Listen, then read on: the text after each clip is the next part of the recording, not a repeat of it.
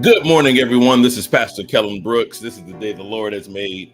We shall rejoice and be glad in it. It is time for us to read the word of the Lord. It is true, man should not live by bread alone, but by every word that proceeds out of the mouth of God. Y'all, and we are in the book of Exodus. We have gone through the entire book of Genesis before the week is even out. And here we are in the book of Exodus, and it's time to dig in. Let me know if the volume is all right. Let me know if the music is loud enough and not too loud, but just enough underneath there. And we will go ahead and begin the word of the Lord. Now, something that I did not do the other day that I think I want to do today is I want to give a little insight into the next book that we're reading. And the way we're going to do that is we're going to read this introduction from the Africa Bible Commentary, which is a commentary that I use quite often in my own studies and sermon preparation. And so let's go ahead and read a little bit of that just so we have some insight into what we're reading today. All right, so Exodus gets its name from two Greek words that mean out and way. It literally means way out or departure. The title captures the content of the book very well, especially in its first half. It is the story of the children of Israel's departure from Egypt, where they have been enslaved. The time of the Exodus was a defining period in the history of the nation. Genesis, Exodus, Leviticus, Numbers, and Deuteronomy are all referred to as the Pentateuch, derived from the Greek penta meaning five and tukos meaning volume, with the combination meaning a 5-volume book, or as the books of Moses. On the basis of both internal and external evidence, Moses is believed to be the author of all these books. Some have questioned his authorship, but there are no convincing grounds for rejecting the traditional attribution. We assume that Moses was born around 1500 BC and that he lived for 120 years. Exodus would have been written sometime in the late 15th or early 14th century BC. Theme of the book of Exodus: God's presence is the central theme of the book. He guides the people through their long pilgrimage toward the promised land. He reveals himself through events and establishes a special relationship with his people. The pivotal events are his deliverance of the people from slavery, his establishing of them as a nation under his direct government, and his taking up position at the heart of his people. His presence is manifest even in the elaborate ordinances that are meant to govern the multifaceted relationship between God and his people. These ordinances are comparable to those found in treaties between kings and their vassals in the ancient Near East and in Africa. And there's a little bit more there. But we'll stop it there. So you got a little insight here. The events in Exodus must be seen against the background of the book of Genesis, where we learned of God's call to Abraham and the covenant he made with him. So y'all, we just read through all of Genesis. So this has given us a great setup for the book of Exodus. So let's dive into Exodus chapter 1. And I love to pray the psalm that says, "Open our eyes, Lord, show us wonderful things out of your law." Let's read. We got TikTok on here today. We got Instagram on here today. We've got Facebook. We've got YouTube. The saints are here today. So let's go ahead and let's begin reading the word of the Lord. Exodus chapter 1, going through chapter 18. These are the names of the sons of Israel. That is Jacob, who moved to Egypt with their father, each with his family: Reuben, Simeon, Levi, Judah, Issachar, Zebulun, Benjamin, Dan, Naphtali, Gad, and Asher. In all, Jacob had 70 descendants in Egypt, including Joseph, who was already there. In time, Joseph and all his brothers died, ending that entire generation. But their descendants, the Israelites, had many children and grandchildren. In fact, they multiplied so greatly that they became extremely powerful and filled the land. Eventually, a new king came to power in Egypt who knew nothing about Joseph or what he had done. He said to his people, "Look, the people of Israel now outnumber us and are stronger than we are. We must make a plan to keep them from growing even more. If we don't, and if war breaks out, they'll join our enemies and fight against us. Then they will escape from the country." So the Egyptians made the Israelites their slaves. They appointed brutal slave drivers over them, hoping to wear them down with crushing labor. They forced them to build the cities of Pithom and Ramesses as supply centers for the king. But the more the Egyptians oppressed them, the more the Israelites multiplied and spread, and the more alarmed the Egyptians became. So the Egyptians worked the people of Israel without mercy. They made their lives bitter, forcing them to mix mortar and make bricks and do all the work in the fields. They were ruthless in their demands. Then Pharaoh, the king of Egypt, gave this order to the Hebrew midwives, Shiphrah and Puah. You help the Hebrew women as they give birth, watch as they deliver. If the baby is a boy, kill him. If it is a girl, let her live. But because the midwives fear God, they refused to obey the king's orders. They allowed the boys to live too. So the king of Egypt called for the midwives. Why have you done this? He demanded. Why have you allowed the boys to live? The Hebrew women are not like the Egyptian women, the midwives replied. They are more vigorous and have their babies so quickly that we cannot get there in time. So God was good to the midwives, and the Israelites continued to multiply, growing more and more powerful. And because the midwives feared God, he gave them families of their own. Then Pharaoh gave this order to all his people: throw every newborn Hebrew boy in the Nile River, but you must let the girls live. Exodus 2. About this time, a man and woman from the tribe of Levi got married. The woman became pregnant and gave birth to a son. She saw that he was a special baby and kept him hidden for 3 months. When she could no longer hide him, she got a basket made of papyrus reeds and waterproofed it with tar and pitch. She put the baby in the basket and laid it among the reeds along the bank of the Nile River. The baby's sister then stood at a distance, watching to see what would happen to him. Soon Pharaoh's daughter came down to bathe in the river, and her attendants walked along the riverbank. When the princess saw the basket among the reeds, she sent her maid to get it for her. When the princess opened it, she saw the baby. The little boy was crying, and she felt sorry for him. This must be one of the Hebrew children, she said. When the baby sister approached the princess, should I go and find one of the Hebrew women to nurse the baby for you, she asked. Yes, do, the princess replied. So the girl went and called the baby's mother. Take the baby and nurse him for me, the princess told the baby's mother. I will pay for your help. So the woman took her baby home, nursed him. Later, when the boy was older, the mother brought him back to Pharaoh's daughter, who adopted him as her own son. The princess named him Moses, for she explained, I lifted him out of the water. Many years later, when Moses had grown up, he went out to visit his own people, the Hebrews. He saw how hard they were forced to work. During his visit, he saw an Egyptian beating one of his fellow Hebrews. After looking in all directions to make sure no one was watching, Moses killed the Egyptian and hid the body in the sand. The next day, when Moses went out to visit his people again, he saw 2 Hebrew men fighting. Why are you beating up your friend? Moses said to one who had started the fight. The man replied, who appointed you to be our prince and judge? Are you going to kill me as you killed the Egyptian yesterday? Then Moses was afraid, thinking everyone knows what I did. And sure enough, Pharaoh heard what had happened, and he tried to kill Moses. But Moses fled from Pharaoh and went to live in the land of Midian. When Moses arrived in Midian, he sat down by a well. Now the priest of Midian had 7 daughters who came as usual to draw water and fill the water troughs of their father's flock. But some of the other shepherds came and chased them away. So Moses jumped up and rescued the girls from the shepherds. Then he drew water for their flocks. When the girls returned to Reuel, their father, he asked, why are you back so soon today? An Egyptian rescued us from the shepherds, they answered, and then he drew water for us and watered our flocks. Where is he? Then where is he? Their father asked. Why did you leave him there? Invite him to come eat with us. Moses accepted the invitation and he settled there with them. In time, Reuel gave Moses his daughter Zipporah to be his wife. Later, she gave birth to a son, and Moses named him Gershom, for he explained, I have been a foreigner in a foreign land. Years passed and the king of Egypt died, but the Israelites continued to groan under their burden of slavery. They cried out for help, and their cry rose up to God. God heard their groaning, and he remembered his covenant promise to Abraham, Isaac, and Jacob.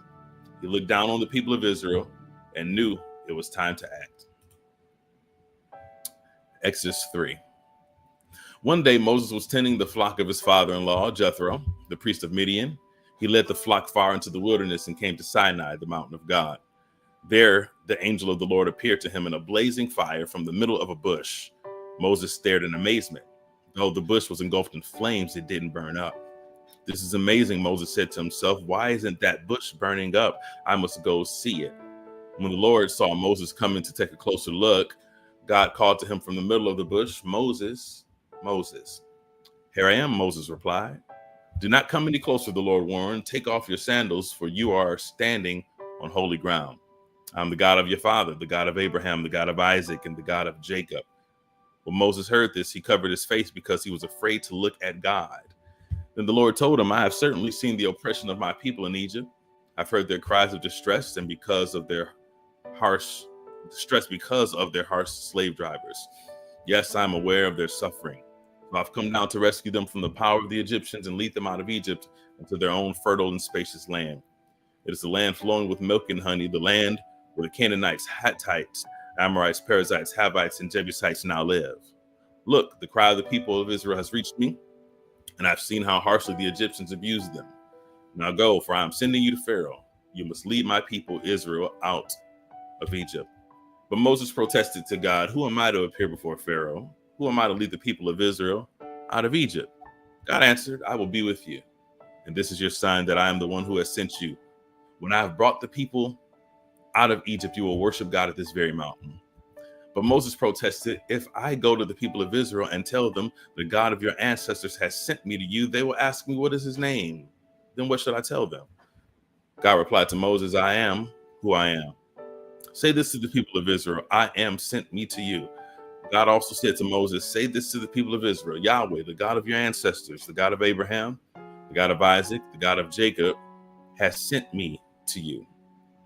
This is my eternal name, my name to remember for all generations. Now go and call together all the elders of Israel. Tell them Yahweh, the God of your ancestors, the God of Abraham, Isaac, and Jacob, has appeared to me. He told me, I have been watching closely, and I see how the Egyptians are treating you. I have promised to rescue you from the oppression in Egypt. I will lead you to a land flowing with milk and honey, the land where the Canaanites, Hivites, Amorites, Perizzites, Hivites, and Jebusites now live. The elders of Israel will accept your message. Then you and the elders must go to the king of Egypt and tell him the Lord God of the Hebrews has met with us. So please let us take a 3-day journey into the wilderness to offer sacrifices to the Lord our God.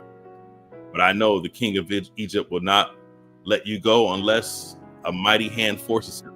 So I will raise my hand and strike the Egyptians, performing all kinds of miracles among them. Then at last he will let you go. And I will cause the Egyptians to look favorably on you.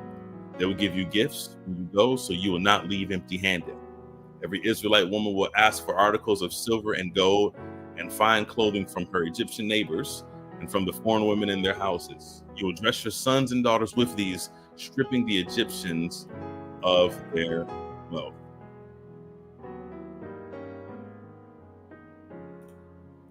Exodus chapter 4.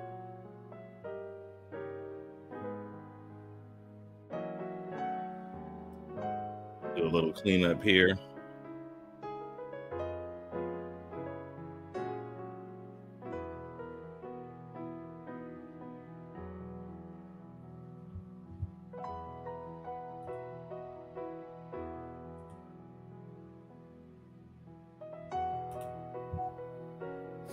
All righty. Exodus chapter 4. But Moses protested again. What if they won't believe me or listen to me? What if they say the Lord never appeared to you? Then the Lord asked him, what is in your hand? Shepherd's staff, Moses replied. Throw it on the ground, the Lord told him. So Moses threw down the staff and it turned into a snake. Moses jumped back. Then the Lord said to him, reach out and grab its tail. So Moses reached out and grabbed it, and it turned back into a shepherd's staff in his hand. Perform this sign, the Lord told him. Then they will believe that the Lord, the God of their ancestors, the God of Abraham, the God of Isaac, and the God of Jacob really has appeared to you. Then the Lord said to Moses, now put your hand inside your cloak. So Moses put his hand inside his cloak. And when he took it out again, his hand was white as snow with a severe skin disease. Now put your hand back into your cloak, the Lord said. So Moses put his hand back in. And when he took it out again, it was as healthy as the rest of his body. The Lord said to Moses, if they do not believe you and are not convinced by the first miraculous sign, they will be convinced by the second sign. If they don't believe you or listen to you, even after these signs, then take some water from the Nile River, pour it on the dry ground, When you do, the water from the Nile will turn to blood on the ground." Moses pleaded with the Lord, "Oh Lord, I'm not very good with words. I've never have been, and I'm not now, even though you have spoken to me. I get tongue-tied, and my words get tangled." Then the Lord asked Moses, "Who makes a person's mouth? Who decides whether people speak or do not speak, hear or do not hear, see or do not see? Is it not I, the Lord? Now go, I will be with you as you speak, and I will instruct you in what to say." But Moses pleaded, "Lord, please send anyone else." And the Lord became angry with Moses. "All right," he said. "What about your brother, Aaron the Levite? I know he speaks well, and look, he is on his way to meet you. He'll be delighted to see you. Talk to him. Put the words in his mouth. I will be with both of you as you speak, and I will instruct you in what to do. Aaron will be your spokesman to the people. He will be your mouthpiece, and you will stand in place of God, telling him what to say. And take your shepherd staff with you and use it to perform the miraculous signs I have shown you." Moses went back home to Jethro, his father-in-law. "Please let me return to my relatives in Egypt," Moses said. "I don't even know if they're still alive." "Go in peace," Jethro replied. Before Moses left Midian, the Lord said to him, "Return to Egypt, for all those who wanted to kill you have died." So Moses took his wife and sons, put them on a donkey, and headed back to the land of Egypt. And he carried the staff of God. The Lord told Moses, "When you arrive back in Egypt, go to Pharaoh and perform all the miracles I have empowered you to do. But I will harden his heart so he will refuse to let the people go. Then you will tell him, 'This is what the Lord says. Israel is my firstborn son. I command you, let my son go so he can worship me. But since you have refused, I will now kill your firstborn son.'" On the way to Egypt, at a place where Moses and his family had stopped for the night, the Lord confronted him and was about to kill him. But Moses' wife Zipporah took a flint knife and circumcised her son. She touched his feet with the foreskin and said, "Now you are a bridegroom of blood to me." When she said a bridegroom of blood, she was referring to the circumcision. After that, the Lord left him alone. Now the Lord had said to Aaron, "Go out into the wilderness to meet Moses." So Aaron went and met Moses at the mountain of God, and he embraced him. Moses then told Aaron everything the Lord had commanded him to say, and he told him about the miraculous signs the Lord had commanded him to perform. When Moses and Aaron returned to Egypt and called the elders of Israel together, Aaron told them everything the Lord had told Moses, and Moses performed the miraculous signs as they watched.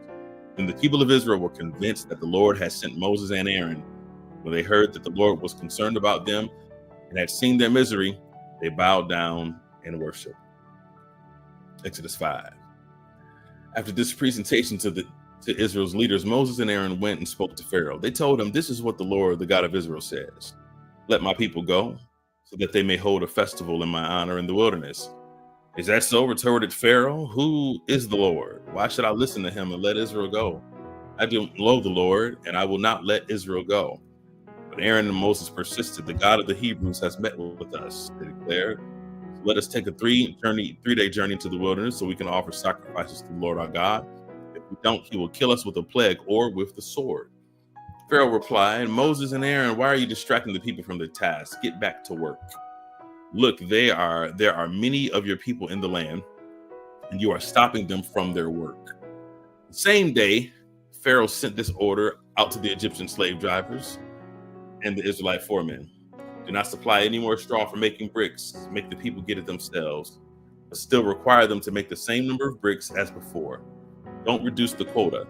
They are lazy. That's why they're crying out, 'Let us go and offer sacrifices to God.' Load them down with more work, make them sweat. That will teach them to listen to lies." So the slave drivers and foremen went out and told the people, "This is what Pharaoh says. I will not provide any more straw for you. You get it yourselves. Find it wherever you can, but you must produce just as many bricks as before." So the people scattered throughout the land of Egypt in search of stubble to use as straw. Meanwhile, the Egyptian slave drivers continued to push hard. "Meet your daily quota of bricks, just as you did when we provided you with straw," they demanded. And they whipped the Israelite foremen they had put in charge of the work crews. "Why haven't you met your quotas either yesterday or today?" they demanded. So the Israelite foremen went to Pharaoh and pleaded with him. "Please don't treat your servants like this," they begged. "We are given no straw, but the slave drivers still demand, 'Make bricks. We are being beaten, but it isn't our fault. Make your own people are to blame.' But Pharaoh shouted, "You're just lazy, lazy. That's why you're saying, 'Let us go and offer sacrifices to the Lord.' Now get back to work. No straw will be given to you, but you must still produce the full quota of bricks." The Israelite foremen could see that they were in serious trouble. They were told, "You must not reduce the number of bricks you make each day." As, as they left Pharaoh's court, they confronted Moses and Aaron, who were waiting outside for them. The foreman said to them, "May the Lord judge and punish you for making us speak before Pharaoh and his officials. You have put a sword into their hands and an excuse to kill us." Then Moses went back to the Lord and protested, "Why have you brought all this trouble on your own people, Lord? Why did you send me? Ever since I came to Pharaoh as your spokesman, he has been even more brutal to your people, and you have done nothing to rescue them." Exodus chapter 6. Then the Lord told Moses, "Now you will see what I will do to Pharaoh. When he feels the force of my strong hand, he will let the people go. In fact, he will force them to leave his land." And God said to Moses, "I am Yahweh, the Lord. I appeared to Abraham, to Isaac, and to Jacob as El Shaddai, God Almighty. But I did not reveal my name, Yahweh, to them. And I reaffirmed my covenant with them. Under its terms, I promised to give them the land of Canaan, where they were living as foreigners. You can be sure that I have heard the groans of the people of Israel, who are now slaves to the Egyptians, and I am well aware of my covenant with them. Therefore say to the people of Israel, I am the Lord. I will free you from your oppression and will rescue you from your slavery in Egypt. I will redeem you with a powerful arm and great acts of judgment. I will claim you as my own people, and I will be your God. And you will know that I am the Lord, your God, who has freed you from your oppression in Egypt. I will bring you into the land I swore to give to Abraham, Isaac, and Jacob. I will give it to you as your very own possession. I am the Lord." So Moses told the people of Israel what the Lord had said, but they refused to listen anymore. They had become too discouraged by the brutality of their slavery. Then the Lord said to Moses, "Go back to Pharaoh, the king of Egypt. Tell him to let the people of Israel leave this country." "But Lord," Moses objected, "my own people won't listen to me anymore. How can I expect Pharaoh to listen? I'm such a clumsy speaker." But the Lord said to Moses and Aaron and gave them orders for the Israelites and for Pharaoh, the king of Egypt. The Lord commanded Moses and Aaron to lead the people of Israel out of Egypt. These are the ancestors of some of the clans of Israel. The sons of Reuben, Israel's oldest son, were Hanak, Palu, Hezron, and Carmi. Their descendants become the clans of Reuben. The sons of Simeon were Jemuel, Jamin, Ohad, Jakin, Zahor, and Shaul. Shaul's mother was a Canaanite woman. Their descendants became the clans of Simeon.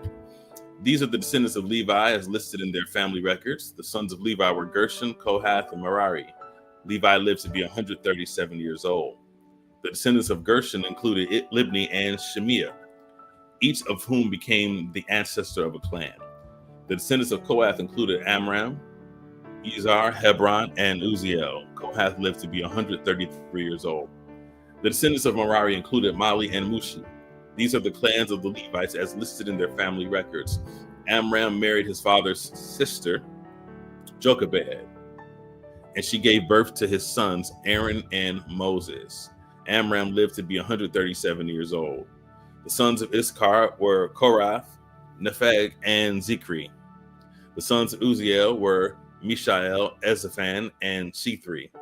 Aaron married Elishabeth, the daughter of Aminadab and sister of Nahshon, and she gave birth to his sons, Nadab, Abihu, Eleazar, and Ithamar. The sons of Korah were Asir, Elkanah, and Abiasaph. Their descendants became the clans of Korah. Eleazar, the son of Aaron, married one of the daughters of Putiel, and she gave birth to his son Phinehas. These are the ancestors of the Levite families listed according to their clans. The Aaron and Moses named in the list are the same ones to whom the Lord said, "Lead the people of Israel out of the land of Egypt like an army." It was Moses and Aaron who spoke to Pharaoh, the king of Egypt, about leading the people of Israel out of Egypt. When the Lord spoke to Moses in the land of Egypt, he said to him, "I am the Lord. Tell Pharaoh, the king of Egypt, everything I'm telling you." But Moses argued with the Lord, saying, "I can't do it. I'm such a clumsy speaker. Why should Pharaoh listen to me?" Exodus chapter 7. If you're watching, go ahead and comment. Let me know that you're here. It helps with the algorithm, boosts the attention. Go ahead and share the video if you haven't done it already. Let's continue reading the word of the Lord. We're in the book of Exodus, chapter number 7. Then the Lord said to Moses, pay close attention to this. I will make you seem like God to Pharaoh, and your brother Aaron will be your prophet. Tell Aaron everything I command you, and Aaron must command Pharaoh to let the people of Israel leave his country. But I will make Pharaoh's heart stubborn so I can multiply my miraculous signs and wonders in the land of Egypt. Even then, Pharaoh will refuse to listen to you.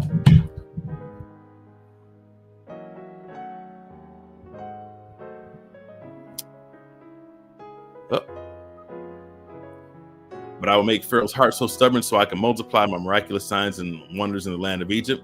Even then, Pharaoh will refuse to listen to you. So I will bring down my fist on Egypt. Then I will rescue my forces, my people, the Israelites, from the land of Egypt with great acts of judgment. When I raise my powerful hand and bring out the Israelites, the Egyptians will know that I am the Lord.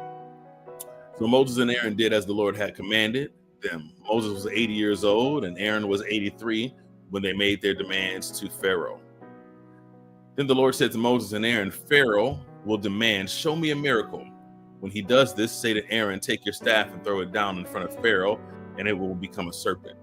So Moses and Aaron went to Pharaoh and did what the Lord had commanded them. Aaron threw down his staff before Pharaoh and his officials, and it became a serpent. And Pharaoh called in his own wise men and sorcerers, and these Egyptian magicians did the same thing with their magic. They threw down their staffs, which also became serpents, but then Aaron's staff swallowed up their staffs. Pharaoh's heart, however, remained hard. He still refused to listen, just as the Lord had predicted. Then the Lord said to Moses, Pharaoh's heart is stubborn, and he still refuses to let people go. So go to Pharaoh in the morning as he goes down to the river. Stand on the bank of the Nile and meet him there. Be sure to take along the staff that turned into a snake. Then announce to him, the Lord, the God of the Hebrews, has sent me to tell you, let my people go, so they can worship me in the wilderness. Until now you have refused to listen. So this is what the Lord says. I will show you that I am the Lord. Look, I will strike the water of the Nile with the staff in my hand, and the river will turn to blood. The fish in it will die, and the river will stink. The Egyptians will not be able to drink any water from the Nile. Then the Lord said to Moses, tell Aaron, take your staff and raise your hand over the waters of Egypt, all its rivers, canals, ponds, and all the reservoirs. Turn all the water to blood. Everywhere in Egypt, the water will turn to blood, even the water stored in wooden bowls and stone pots. So Moses and Aaron did as the Lord commanded them. As Pharaoh and all of his officials watched, Aaron raised his staff and struck the water of the Nile. Suddenly, the whole river turned to blood. The fish in the river died, and the water became so foul that the Egyptians couldn't drink it. There was blood everywhere throughout the land of Egypt. But again, the magicians of Egypt used their magic, and they too turned water into blood. So Pharaoh's heart remained hard. He refused to listen to Moses and Aaron, just as the Lord had predicted. Pharaoh returned to his palace and put the whole thing out of his mind. Then all the Egyptians dug along the riverbank to find drinking water, but they couldn't drink the water from the Nile. 7 days passed from the time the Lord struck the Nile. Then the Lord said to Moses, go back to Pharaoh and announce to him, this is what the Lord says, let my people go, so they can worship me. If you refuse to let them go, I will send a plague of frogs across your entire land. The Nile River will swarm with frogs. They will come up out of the river and into your palace, even into your bedroom and onto your bed. They will enter the house of your officials and your people. They will even jump into your ovens and your kneading bowls. Frogs will jump on you, your people, and all your officials. Then the Lord said to Moses, tell Aaron, raise the staff in your hand over all the rivers, canals, and ponds of Egypt, and bring up frogs over all the land. So Aaron raised his hand over the waters of Egypt, and frogs came up and covered the whole land. But the magicians were able to do the same thing with their magic. They too caused frogs to come up on the land of Egypt. Then Pharaoh summoned Moses and Aaron and begged, plead with the Lord, take the frogs away from me and my people. I will let your people go so that they can offer sacrifices to the Lord. You set the time, Moses replied. Tell me what you want. Tell me when you want to pray. Tell me when you want me to pray for you, your officials, and your people. Then you and your houses will be rid of frogs. They will remain only in the Nile River. Do it tomorrow, Pharaoh said. All right, Moses replied, it will be as you have said, and you will know that there is no one like the Lord our God. The frogs will leave you, and your houses, your officials, and your people. There will remain only in the Nile River. Something jumped out at me that I need to mark down. This is Exodus chapter 8. Yeah, something jumped out at me.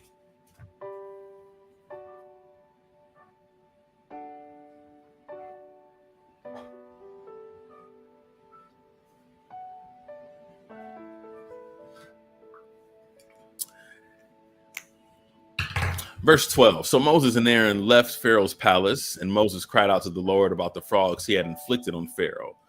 And the Lord did just what Moses had predicted.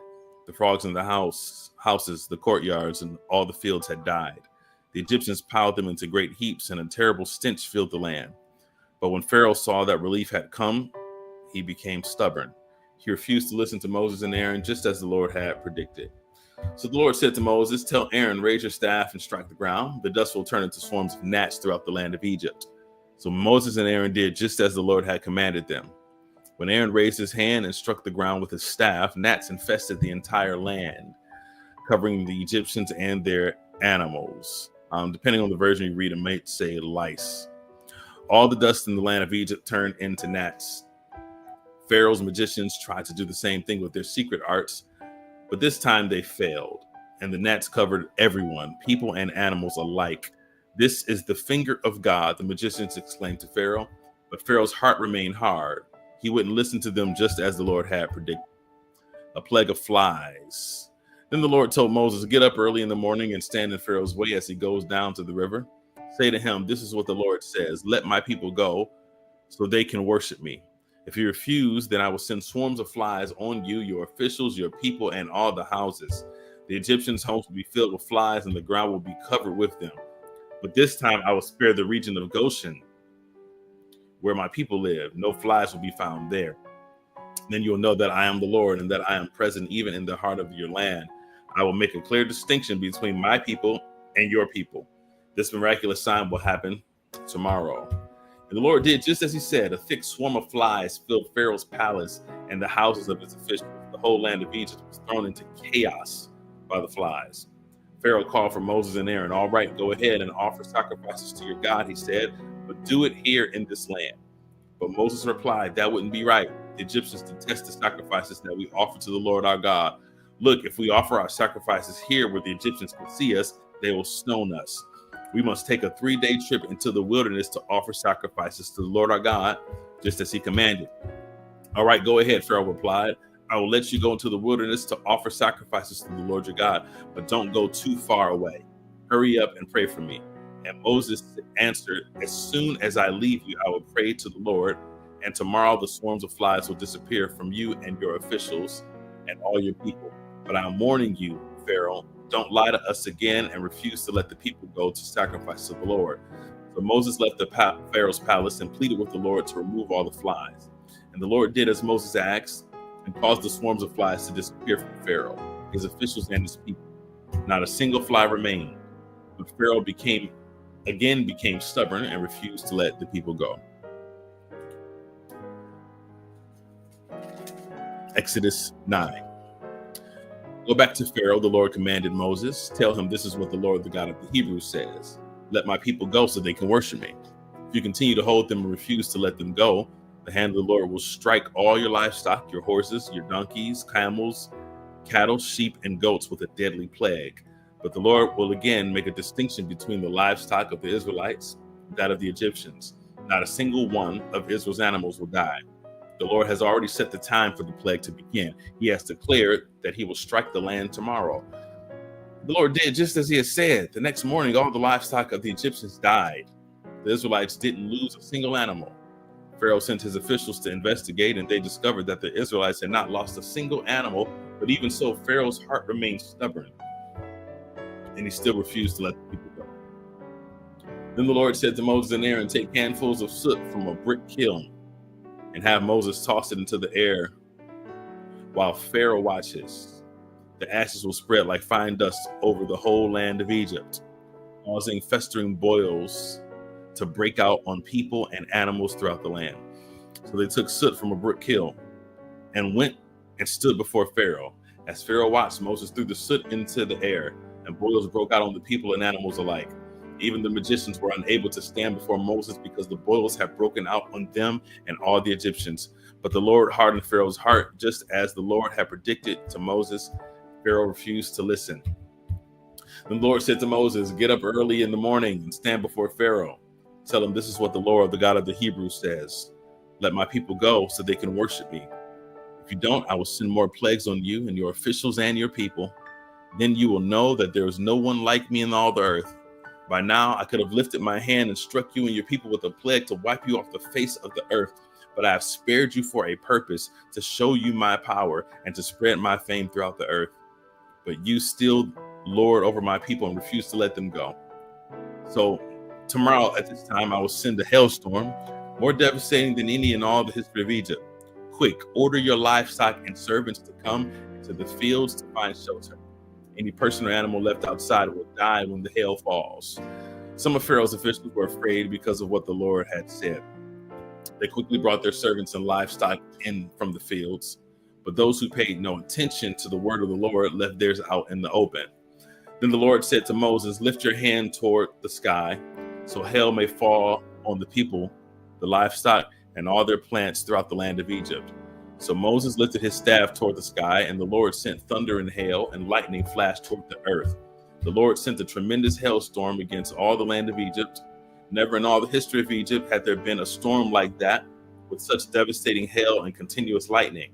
It left all of Egypt in ruins. The hail struck down everything in the open field, people, animals, and plants alike.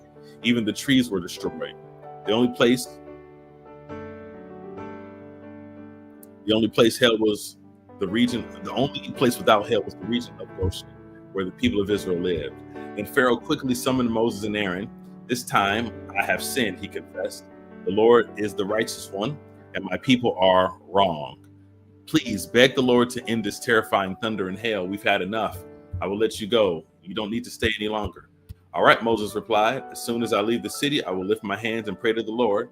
Then the thunder and hail will stop, and you will know that the earth belongs to the Lord.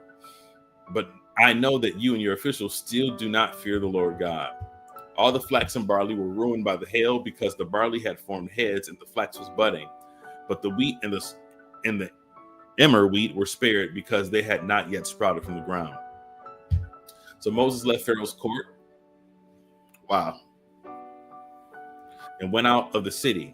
When he lifted his hands to the Lord, the thunder and hail stopped, and the downpour ceased. But when Pharaoh saw that the rain, hail, and thunder had stopped, he and his officials sinned again, and Pharaoh again became stubborn because his heart was hard. Pharaoh refused to let the people leave, just as the Lord had predicted through Moses.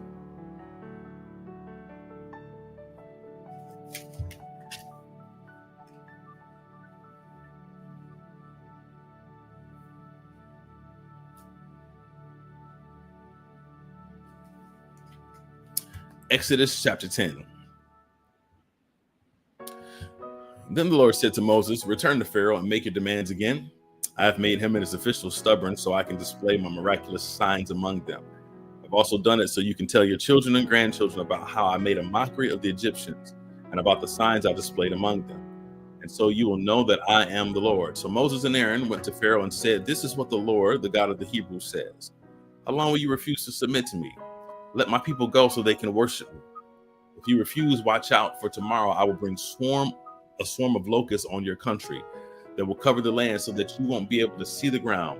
They will devour what little is left of your crops after the hailstorm, including all the trees growing in the fields. They will overrun your palaces and the homes of your officials and all the houses in Egypt. Never in the history of Egypt have your ancestors seen a plague like this one." And with that, Moses turned and left Pharaoh. Pharaoh's officials now came to Pharaoh and appealed to him. "How long will you let this man hold us hostage? Let the men go to worship the Lord their God. Don't you realize that Egypt lies in ruins?" So Moses and Aaron were brought back to Pharaoh. "All right," he told them, "go and worship the Lord your God. But who exactly will be going with you?"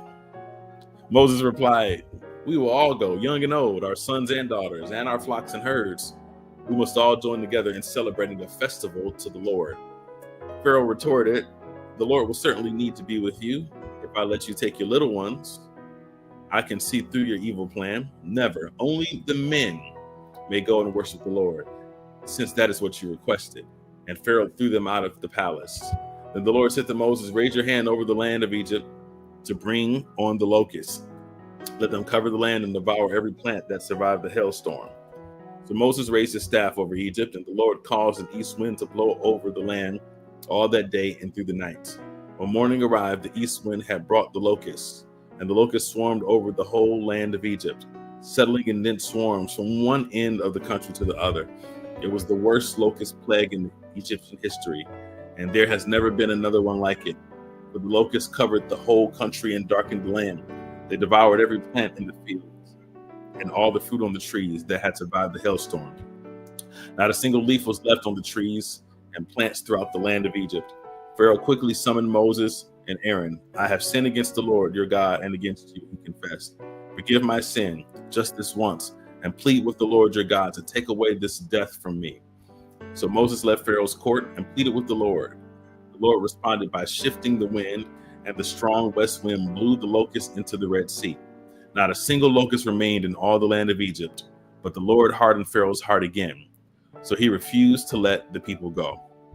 Then the Lord said to Moses, lift your hand toward heaven, and the land of Egypt will be covered with a darkness so thick you can feel it. So Moses lifted his hand to the sky, and a deep darkness covered the entire land of Egypt for 3 days. During all that time, the people could not see each other, and no one moved. There was light as usual where the people of Israel lived. Finally, Pharaoh called for Moses. Go and worship the Lord, he said. But leave your flocks and your herds here. You may even take your little ones with you. No, Moses said, you must provide us with animals for sacrifices and burnt offerings to the Lord our God. All our livestock must go with us too. Not a hoof can be left behind.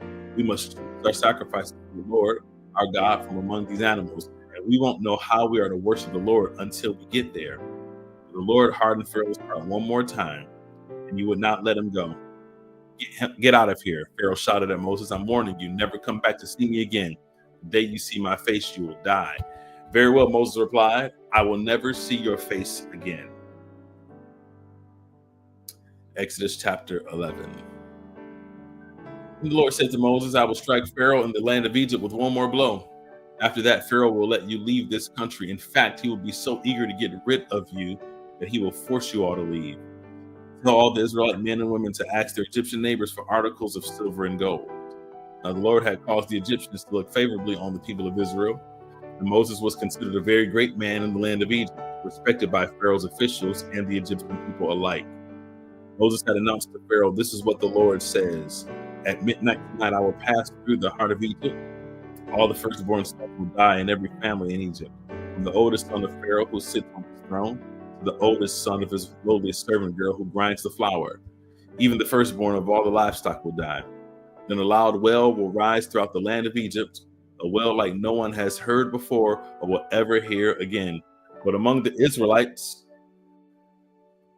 it will be so peaceful that not even a dog will bark.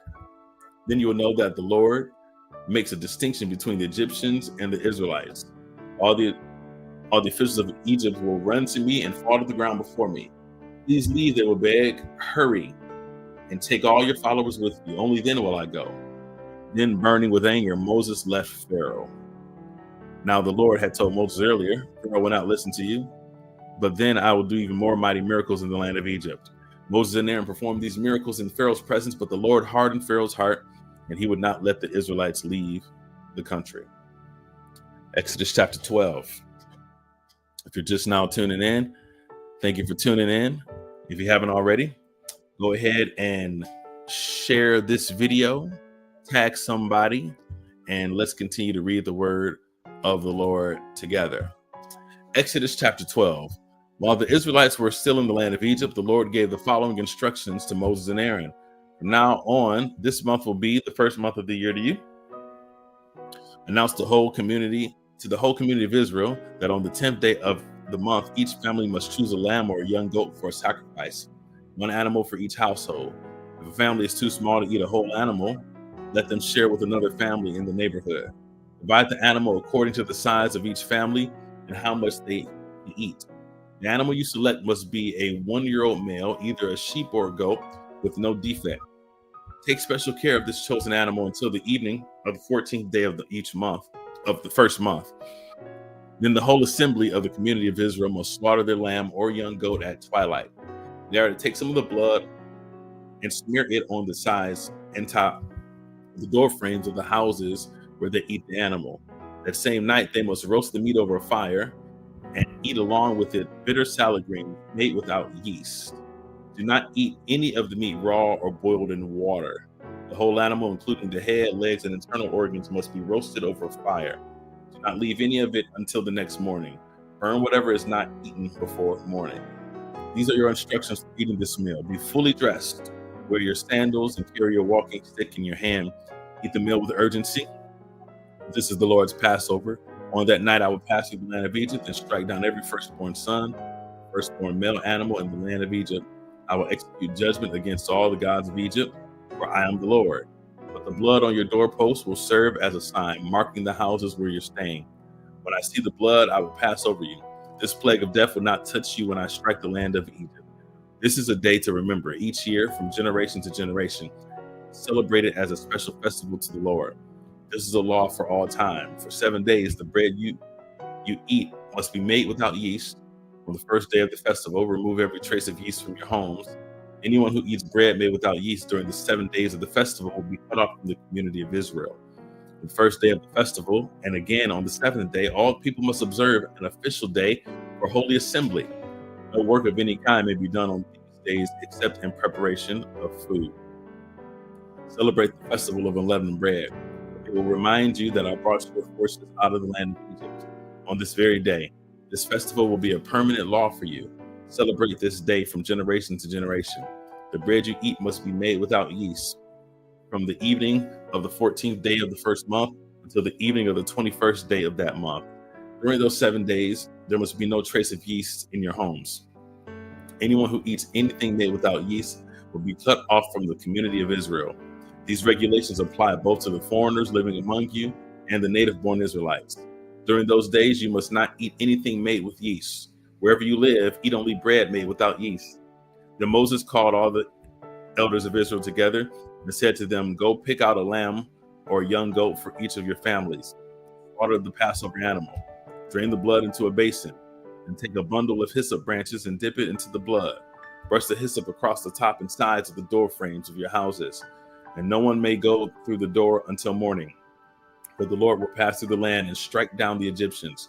But when he sees the blood on the top and sides of the door frame, the Lord will pass over your home. He will not permit his death angel to enter your house and strike you down. Remember, these instructions are a permanent law that you and your descendants must observe forever. When you enter the land the Lord has promised to give you, you will continue to observe this ceremony. Then your children will ask, what does this ceremony mean? And you will reply, it is the Passover sacrifice to the Lord. For he passed over the houses of the Israelites in Egypt. And though he struck the Egyptians, he spared our families. When Moses had finished speaking, all the people bowed down to the ground and worshiped. So the people of Israel did as the Lord had commanded through Moses and Aaron. And that night at midnight, the Lord struck down all the firstborn sons in the land of Egypt, from the firstborn son of Pharaoh who sat on his throne, to the firstborn son of the prisoner in the dungeon. Even the firstborn of their livestock were killed. Pharaoh and all his officials and all the people of Egypt woke up during the night, and loud wailing was heard throughout the land of Egypt. There was not a single house where someone had not died. Pharaoh sent for Moses and Aaron during the night. Get out, he ordered, leave my people, and take the rest of the Israelites with you. Go and worship the Lord as you have requested. Take your flocks and herds as you said, and be gone. Go, but bless me as you leave. All the Egyptians urged the people of Israel to get out of the land as quickly as possible, for they thought, we will all die. The Israelites took their bread dough before yeast was added. They wrapped their kneading boards in their cloaks and carried them on their shoulders. And the people of Israel did as Moses had instructed.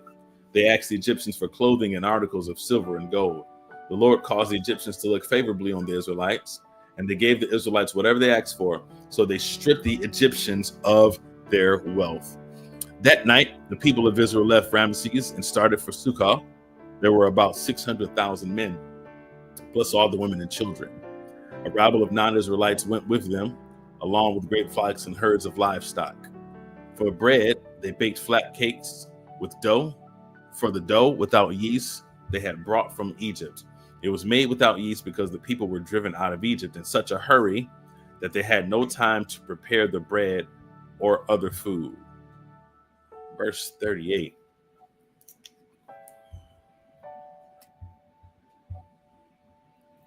Standing out to me.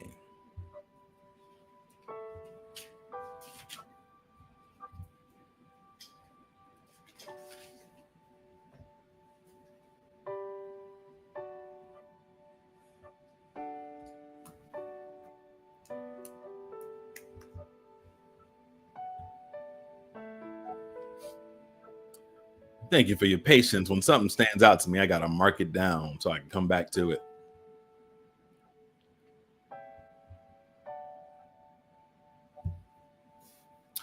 Verse 40, the people of Israel had lived in Egypt 430 years.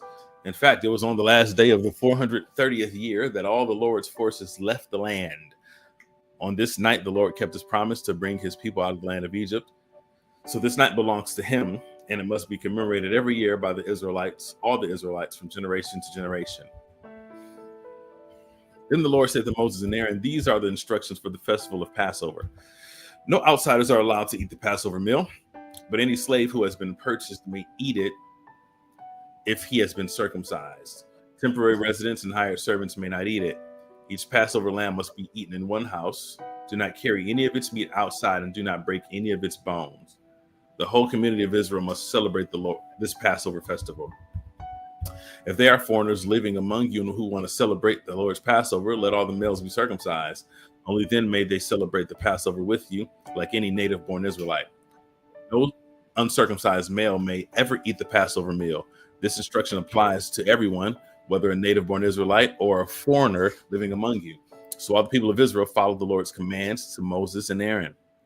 On that very day, the Lord brought the people of Israel out of the land of Egypt like an army. Then the Lord said to Moses, dedicate to me every firstborn among the Israelites. The first offspring to be born of both humans and animals belongs to me. So Moses said to the people, this day is a day to remember forever, the day you left Egypt, the place of your slavery. Today the Lord has brought you out by the power of his mighty hand. Remember, eat no food containing yeast. On this day in early spring, in the month of Abib, you have been set free. You must celebrate this event in this month each year after the Lord brings you into the land of the Canaanites, Hittites, Amorites, Hivites, and Jebusites. He swore to your ancestors that he would give you this land, a land flowing with milk and honey. For 7 days, the bread you eat must be made without yeast. Then on the seventh day, celebrate a feast to the Lord. Eat bread without yeast during those 7 days. In fact, there must be no yeast or bread or any yeast at all found within the borders of your land during this time. On the seventh day, you must explain to your children, I am celebrating what the Lord did for me when I left Egypt. This annual festival will be a visible sign to you, like a mark branded on your hand or your forehead. Let it remind you always to recite this teaching of the Lord. With a strong hand, the Lord rescued you from Egypt. So observe the decree of this festival at the appointed time each year. This is what you must do when the Lord fulfills the promise he swore to you and to your ancestors. When he gives you the land where the Canaanites now live, you must present all firstborn sons and firstborn male animals to the Lord, but they belong to him. Firstborn donkey may be brought back to the Lord by presenting a lamb or young goat in its place. But if you do not buy it back, you must break its neck. However, you must buy back every firstborn son. And in the future, your children will ask you, what does all this mean? Then you will tell them, with the power of his mighty hand, the Lord brought us out of Egypt, the place of our slavery. Pharaoh stubbornly refused to let us go, so the Lord killed all the firstborn males throughout the land of Egypt, both people and animals. That is why I now sacrifice all the firstborn males to the Lord, except that the firstborn sons are always bought back. This ceremony will be like a mark branded on your hand or your forehead. It is a reminder that the power of the Lord's mighty hand brought us out of Egypt. When Pharaoh finally let the people go, God did not lead them along the main road that runs through Philistine territory, even though that was the shortest route to the promised land. God said if people are faced with a battle, they might change their minds and return to Egypt. So God led them in a roundabout way through the wilderness toward the Red Sea. Thus the Israelites left Egypt like an army ready for battle. Moses took the bones of Joseph with him, for Joseph had made the sons of Israel to swear to do this. He said, God will certainly come to help you. When he does, you must take my bones with you from this place. The Israelites left Succoth and camped at Etham on the edge of the wilderness. The Lord went ahead of them. He guided them during the day with a pillar of cloud, and he provided light at night with a pillar of fire. This allowed them to travel by day or by night. And the Lord did not remove the pillar of cloud or fire from its place in front of the people. Just 5 more chapters and we are done. Then the Lord gave these instructions to Moses. Order the Israelites to turn back and camp by Pi-hahiroth between Migdal and the sea. Camp there along the shore across from Baal Zephon. Then Pharaoh will think the Israelites are confused. They are trapped in the wilderness. And once again, I will harden Pharaoh's heart. He will chase after you. I've planned this in order to display my glory through Pharaoh and his whole army. After this, the Egyptians will know that I am the Lord. So the Israelites camped there as they were told.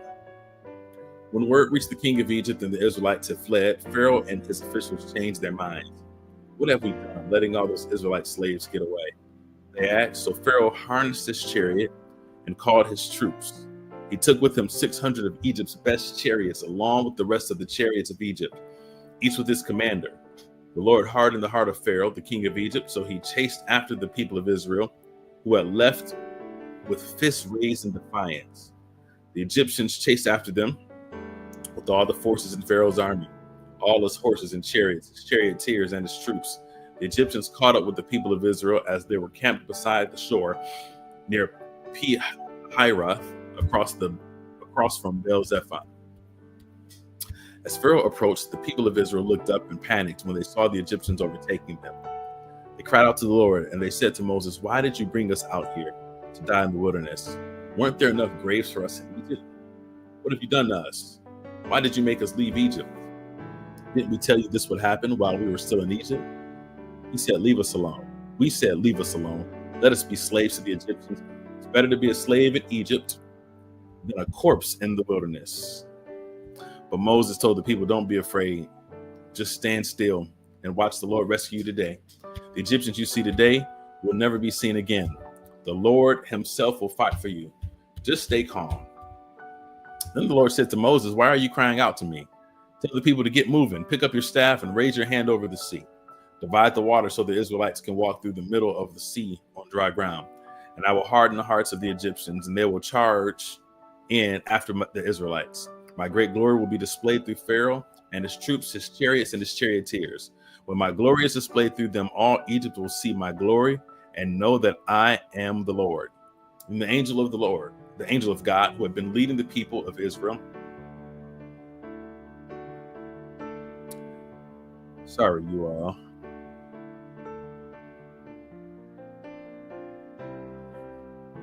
All right, our live stream is back. Then the angel of God, who had been leading the people of Israel, moved to the rear of the camp. The pillar of cloud also moved from the front and stood behind them. The cloud settled between the Egyptian and Israelites' camps. As darkness fell, the cloud turned to fire, lighting up the night. But the Egyptians and the Israelites did not approach each other all night. Then Moses raised his hand over the sea, and the Lord opened up a path through the water with a strong east wind.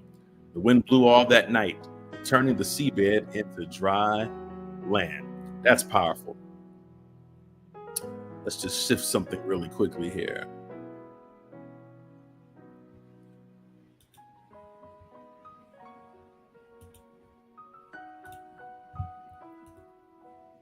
All right, verse 22. So the people of Israel walked through the middle of the sea on dry ground with walls of water on each side. Then the Egyptians, all of Pharaoh's horses, chariots, and charioteers, chased them into the middle of the sea. But just before dawn, the Lord looked down on the Egyptian army from the pillar of fire and cloud, and he threw their forces into total confusion. He twisted their chariot wheels, making their chariots difficult to drive. "Let's get out of here, away from these Israelites," the Egyptians shouted. "The Lord is fighting for them against Egypt." When the Israelites had reached the other side, the Lord said to Moses, Raise your hand over the sea again. Then the waters will rush back and cover the Egyptians and their chariots and charioteers. So as the sun began to rise, Moses raised his hand over the sea, and the water rushed back into its usual place. The Egyptians tried to escape, but the Lord swept them into the sea. Then the waters returned and covered all the chariots and charioteers, the entire army of Pharaoh. Of all the Egyptians who had chased the Israelites into the sea, not a single one survived. But the people of Israel had walked through the middle of the sea on dry ground, as the water stood up like a wall on both sides. This is how the Lord rescued Israel from the hand of the Egyptians that day. And the Israelites saw the bodies of the Egyptians washed up on the seashore. When the people of Israel saw the mighty power that God had unleashed against the Egyptians, they were filled with awe before him. They put their faith in the Lord and in his servant Moses. Exodus 15. Then Moses and the people of Israel sang this song to the Lord. I will sing to the Lord, for he has triumphed gloriously. He has hurled both horse and rider into the sea. The Lord is my strength and my song. He has given me victory. This is my God, and I will praise him, my father's God, and I will exalt him. The Lord is a warrior. Yahweh is his name. Pharaoh's chariots and army he has hurled into the sea. The finest of Pharaoh's officers are drowned in the Red Sea. The deep waters gushed over them. They sank to the bottom like a stone. Your right hand, O Lord, is glorious in power. Your right hand, O Lord, smashes the enemy. And greatness of your majesty, you overthrow those who rise against you. You unleash your blazing fury. It consumes them like straw. At the blast of your breath, the waters are piled up. The waters piled up. The surging waters stood straight like a wall. In the heart of the sea, the deep waters became hard. The enemy boasted, I will chase them and catch up with them. I will plunder them and consume them. I will flash my sword. My powerful hand will destroy them. But you blew your breath, and the sea covered them. They sank like lead in the mighty waters. Who is like you among the gods, O Lord, glorious in holiness, awesome in splendor, performing wonders? You raised your right hand, and the earth swallowed your enemies. With your unfailing love, you led the people. You redeemed in your might.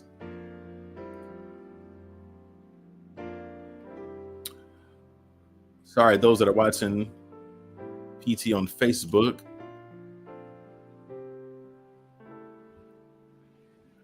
We have to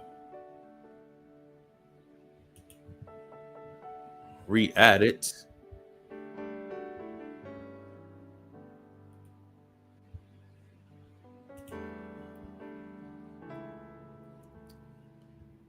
All right, PT is loading back up. We should be good to go.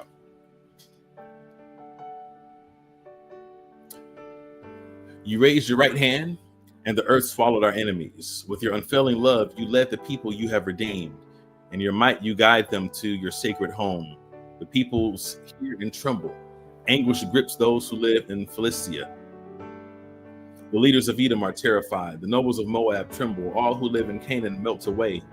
The terror and dread fall upon them. The power of your arm makes them lifeless as stone until your people pass by. O Lord, until the people you purchase pass by. You will bring them in and plant them on your own mountain, the place, O Lord, reserved for your own dwelling, the sanctuary, O Lord, that your hands have established. The Lord will reign forever and ever. Pharaoh's horses, chariots, and charioteers rushed into the sea. The Lord brought the water crashing down on them. But the people of Israel had walked through the middle of the sea on dry ground. Then Miriam, the prophet, Aaron's sister, took a tambourine and led all the women as they played their tambourines and danced. And Miriam sang this song, Sing to the Lord, for he has triumphed gloriously. He has hurled both horse and rider into the sea. Then Moses led the people of Israel away from the Red Sea, and they moved out into the desert of Shur. They traveled in this desert for 3 days without finding any water. When they came to the oasis of Marah, the water was too bitter to drink. So they called the place Marah, which means bitter. Then the people complained and turned against Moses. What are we going to drink? They demanded. So Moses cried out to the Lord for help, and the Lord showed him a piece of wood. Moses threw it into the water, and this made the water good to drink. It was there at Marah that the Lord set before them the following decree as a standard to test their faithfulness to him. He said, if you will listen carefully to the voice of the Lord your God and do what is right in his sight, obeying his commands and keeping all his decrees, then I will not make you suffer any of the diseases I sent on the Egyptians. For I am the Lord who heals you. After leaving Marah, the Israelites traveled onto the oasis of Elam. where they found 12 springs and 70 palm trees. They camped there beside the water. 3 more chapters and we're complete. Then the whole community of Israel set out for Elim and journeyed into the wilderness of Sin, between Elim and Mount Sinai. They arrived there on the 15th day of the second month, 1 month after the land of Egypt. There, too, the whole community of Israel complained about Moses and Aaron. If only the Lord had killed us back in Egypt, they moaned. There we sat around pots filled with meat and ate all the bread we wanted. But now you have brought us into this wilderness to starve us all to death. Then the Lord said to Moses, look, I'm going to rain down food from heaven for you. Each day the people can go out and pick up as much food as they need for that day. I will test them in this to see whether or not they will follow my instructions. On the 6th day, they will gather food, and when they prepare it, there will be twice as much as usual. So Moses and Aaron said to all the people of Israel, by evening, you will realize it was the Lord who brought you out of the land of Egypt. In the morning, you will see the glory of the Lord, because he has heard your complaints, which are against him, not against us. What have we done that you should complain about us? Then Moses added, the Lord will give you meat to eat in the evening and bread to satisfy you in the morning, for he has heard all your complaints against him. What have we done? Yes, your complaints are against the Lord, not against us. Then Moses said to Aaron, announce this to the entire community of Israel. Present yourselves before the Lord, for he has heard your complaining. And as Aaron spoke to the whole community of Israel, they looked out toward the wilderness. There they could see the awesome glory of the Lord in the cloud. Then the Lord said to Moses, I have heard the Israelites' complaints. Now tell them, in the evening you will have meat to eat, and in the morning you will have all the bread you want. Then you will know that I am the Lord your God. That evening, vast numbers of quail flew in and covered the camp. And the next morning, the area around the camp was wet with dew. When the dew evaporated, a flaky substance as fine as frost blanketed to the ground. The Israelites were puzzled when they saw it. What is this? They asked each other. They had no idea what it was. And Moses told them, it is the food the Lord has given you to eat. These are the Lord's instructions. Each household should gather as much as it needs. Pick up 2 quarts for each person in your tent. So the people of Israel did as they were told. Some gathered a lot, some only a little. But when they measured it out, everyone had just enough. Those who gathered a lot had nothing left over, and those who gathered only a little had enough.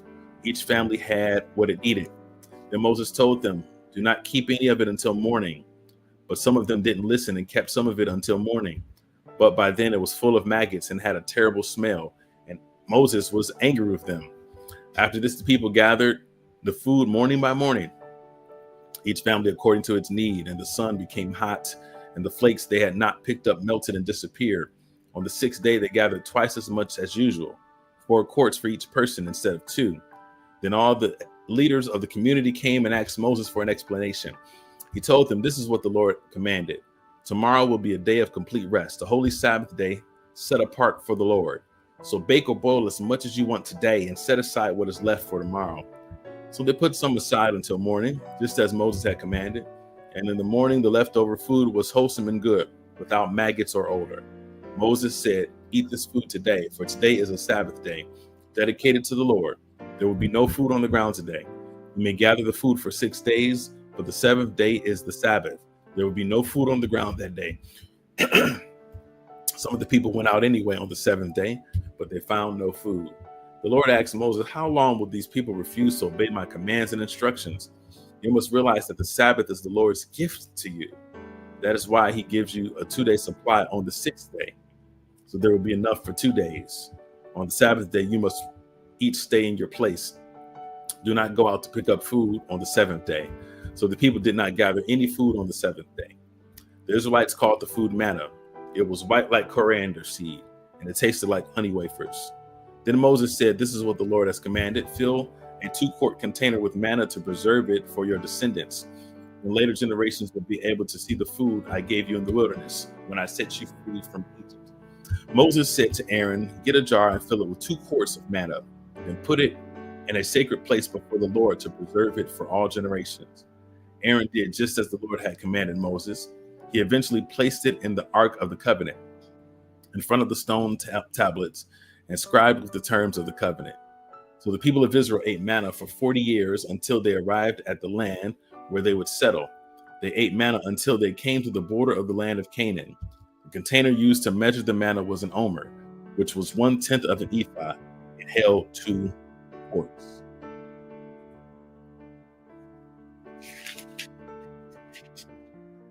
Exodus 17.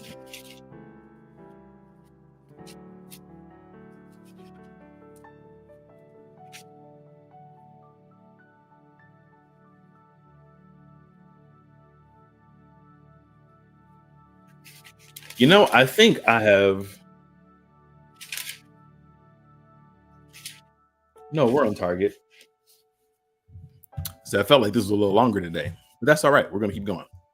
At the Lord's command, the whole community of Israel left the wilderness of Sin and moved from place to place. Eventually, they camped at Rephidim, but there was no water there for the people to drink. So once more, the people complained against Moses. "Give us water to drink," they demanded.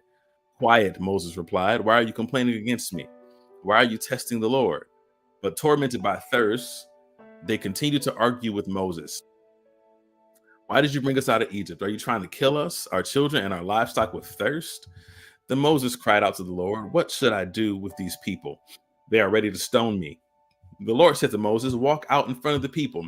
Take your staff, the one you used when you struck the water of the Nile, and call some of the elders of Israel to join you. I will stand before you on the rock at Mount Sinai. Strike the rock and water will come gushing out. Then the people will be able to drink." So Moses struck the rock as he was told, and water gushed out as the elders looked on. Moses named the place Massah, which means test, and Meribah, which means arguing, because the people of Israel argued with Moses and tested the Lord by saying, "Is the Lord here with us or not?" When the people of Israel were still at Rephidim, the warriors of Amalek attacked them. Moses commanded Joshua, "Choose some men to go out and fight the army of Amalek for us. Tomorrow I will stand at the top of the hill, holding the staff of God in my hand." So Joshua did what Moses commanded and fought the army of Amalek. Meanwhile, Moses, Aaron, and Hur climbed to the top of a nearby hill. As long as Moses held up the staff in his hand, the Israelites had the advantage. But whenever he dropped his hand, the Amalekites gained the advantage. Moses' arms soon became so tired he could no longer hold them up. So Aaron and Hur found a stone for him to sit on. Then they stood on each other's side of Moses, holding up his hands. So his hands held steady until sunset. As a result, Joshua overwhelmed the army of Amalek in battle. After the victory, the Lord instructed Moses, write this down on the scroll as a permanent reminder and read it aloud to Joshua. "I will erase the memory of Amalek from under heaven." Moses built an altar there and named it Yahweh Nisi, which means "the Lord is my banner." He said, "They have raised their fist against the Lord's throne, so now the Lord will be at war with Amalek from generation after generation." And our final chapter for today, Exodus chapter 18. Moses' father-in-law, Jethro, the priest of Midian, heard about everything God had done for Moses and his people, the Israelites. He heard especially about how the Lord had rescued them from Egypt. Earlier, Moses had sent his wife Zipporah and his 2 sons back to Jethro and had taken them in. Moses' first son was Gershom. Moses had said when the boy was born, "I have been a foreigner in a foreign land." His second son was named Eleazar. For Moses had said, "The God of my ancestors was my helper. He rescued me from the sword of Pharaoh." Jethro, Moses' father-in-law, now came to visit Moses in the wilderness. He brought Moses' wife and 2 sons with him, and they arrived while Moses and the people were camped near the mountain of God. Jethro had sent a message to Moses saying, "I, Jethro, your father-in-law, am coming to see you with your wife and your sons." So Moses went out to meet his father-in-law. He bowed low and kissed him. They asked about each other's welfare and then went into Moses' tent. Moses told his father-in-law everything the Lord had done to Pharaoh and Egypt on behalf of Israel. He also told about all the hardships they had experienced along the way and how God had rescued his people from all their troubles. Jethro was delighted when he heard about all the good things the Lord had done for Israel, as he rescued them from the hand of the Egyptians. "Praise the Lord," Jethro said, "for he has rescued you from the Egyptians and from Pharaoh. Yes, he has rescued Israel from the powerful hand of Egypt. I know now that the Lord is greater than all other gods, because he rescued his people from the oppression of the proud Egyptians." Then Jethro, Moses' father-in-law, brought a burnt offering and sacrifices to God. Aaron and all the elders of Israel came out and joined him in the sacrificial meal in God's presence. The next day, Moses took his seat to hear the people's disputes against each other. They waited for him from morning till evening. When Moses' father-in-law saw all that Moses was doing for the people, he asked, "What are you really accomplishing here? Why are you trying to do all this alone while everyone stands around you from morning till evening?" Moses replied, "Because the people come to me to get a ruling from God. When a dispute arises, they come to me, and I'm the one who settles the case between the quarreling parties. I inform the people of God's decrees and give them his instructions." "This is not good," Moses' father-in-law exclaimed. "You're going to wear yourself out, and the people too. This job is too heavy a burden for you to handle by yourself. Now listen to me, and let me give you a word of advice, and may God be with you. You should continue to be the people's representative before God, bringing their disputes to him. Teach them God's decrees and give them his instructions. Show them how to conduct their lives, but select from the people some capable, honest men who fear God and hate bribes. Appoint them as leaders over groups of 1,150 and 10. They should always be available to solve the people's common disputes, but have them bring the major cases to you. Let the leaders decide the smaller matters themselves. They will help you carry the load, making the task easier for you. If you follow this advice, and if God commands you to do so, then you will be able to endure the pressures, and all these people will go home in peace." Moses listened to his father-in-law's advice and followed his suggestions. He chose capable men from all over Israel and appointed them as leaders over the people. He put them in charge of groups of 1,150 and 10. These men were always available to solve the people's common disputes. They brought the major cases to Moses, but they took care of the smaller matters themselves. Soon after this, Moses said goodbye to his father-in-law, who returned to his own land. The word of God for the people of God. Thanks be to God. You all, we have just read Exodus chapters 1 through chapter 18. And if you so desire to be a blessing to the ministry of Pentecostal Temple and the ministry of Philos Church, scrolling at the bottom is the way to give for Pentecostal Temple, Church of God in Christ. And the ways to give for Philos Church is also listed. Would love to connect with you. If you want to stay connected with what's happening at Pentecostal Temple, you can visit myptchurch.org. It's in the comments. Or you can go to, if you want to know what's happening at Philos Church, you can go to philoschurch.org. Also putting that in the comments for you. And thank you so much for taking some time out to go through the word of the Lord. A little longer reading today, but we got through it. And we'll be back on Monday. So Monday through Friday at 7:30 a.m. reading through the Bible in 90 days. I pray that you have a phenomenal week and that God continues to unfold his word and bring forth fruit in your life. All right. God bless you all. I'll see you next time.